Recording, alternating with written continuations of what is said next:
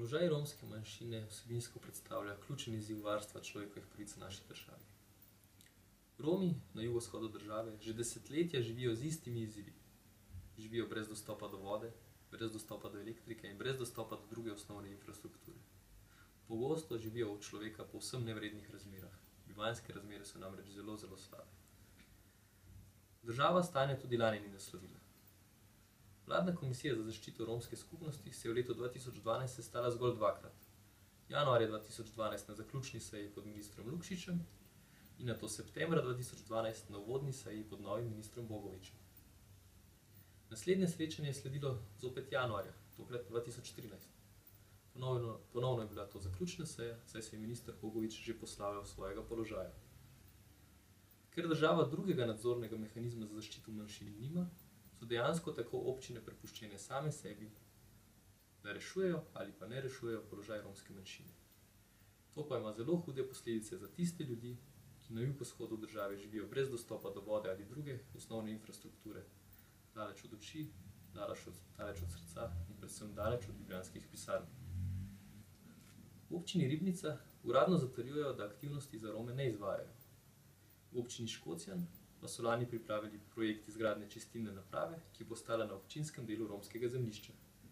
Na čistilno napravo so pridobili gradbeno dovoljenje, pa tudi sredstva, vključno z evropskimi sredstvi. Žal so vsemu temu pozabili obvestiti Rome.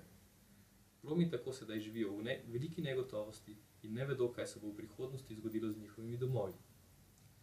Na sosednjem delu romskega zemljišča v občini Škocjan je zasebna lastnica Rome kazansko ovadila zaradi protipravnega zavzetja nepremičnine, četudi je Rome tja naselila bivša jugoslovanska novomeška občina, prva naselitev pa sega v leto 1963. Predvsem na jugovzhodu države Romi med nami še vedno živijo brez dostopa do vode, brez elektrike, brez pomoči in pogosto brez empatije lokalnih prebivalcev. Včasih se v njih odloča brez njih, torej brez sodelovanja njihovih predstavnikov.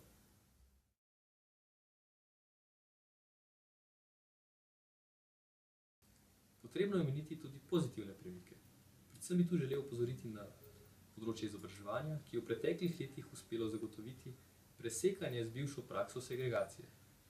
Država je uspela zagotoviti tudi romske pomočnike, ki v osnovnih šolah pri učnem procesu pomagajo romskim učencem.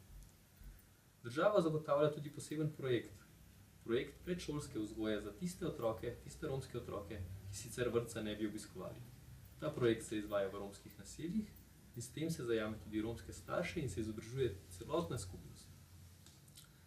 Kljub temu pa so izzivi strašanski. Na osnovni šoli Milana Jarca v Črnomlju je napredovalo samo 5 od 12 romskih prvošolcev. Na osnovni šoli Metlika so napredovali 3 od 6. To nista osamljena primera. Nekatere šole dosegajo podobno slabe rezultate, druge podatkov ne želijo posredovati, spet tretje pa uradno ne zbirajo podatkov o romskih učencih, saj trdijo, da jih ne ločujejo od večinskih učencev. Hkrati pa pridobivajo finančna sredstva za njihovo izobraževanje.